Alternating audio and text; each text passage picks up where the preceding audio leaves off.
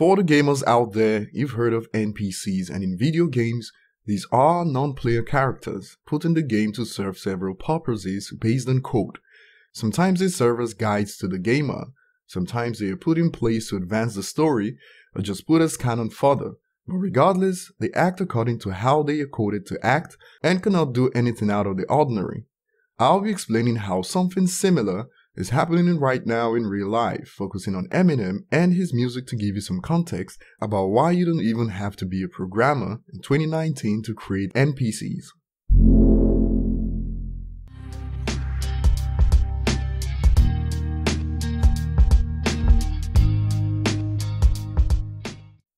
Similar to how NPCs in video games only respond and act according to code, many people in real life are the same and are unable to think objectively and come to a conclusion. And before we dive in deep, remember to subscribe and turn on notifications. Also leave a like and comment to expand the reach of the video. And now we get right to it. For starters, the NPC epidemic doesn't just affect music fans, but is actually much worse politically. But that's a topic for another day.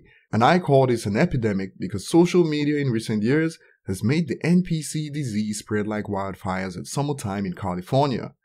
An NPC is unable to think objectively and will only repeat what he was coded to repeat, and will apply the same response to different situations without taking an objective angle. And a more recent example of this is Eminem's relevance since 2002.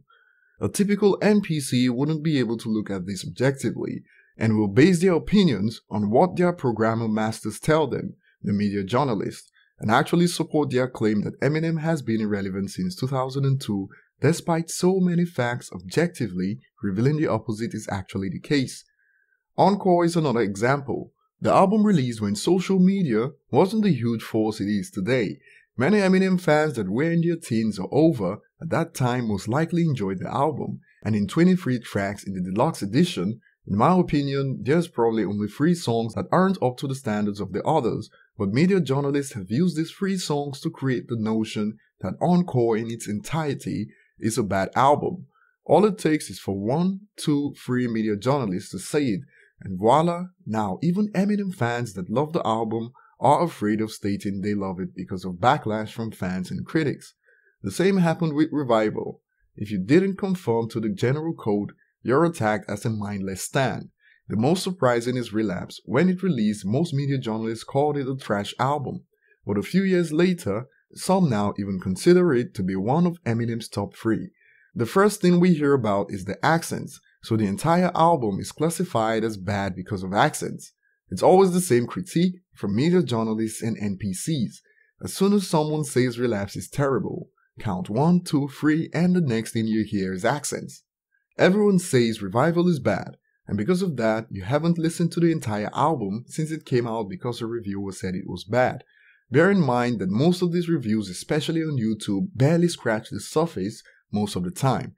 Why would you be swayed by a review so shallow? Oh, the horror! In a song of 5 minutes, there's a bar that's 5 seconds long that sounds cringy, hence the entire song is bad. If you were judged by this standard in school, of having to score at least a 98% and above to clear every class, 99% of you will spend your life in high school. That's all for now, so keep this in your mind next time you hear someone sound like every other media journalist. Just be glad that you can at least think for yourself.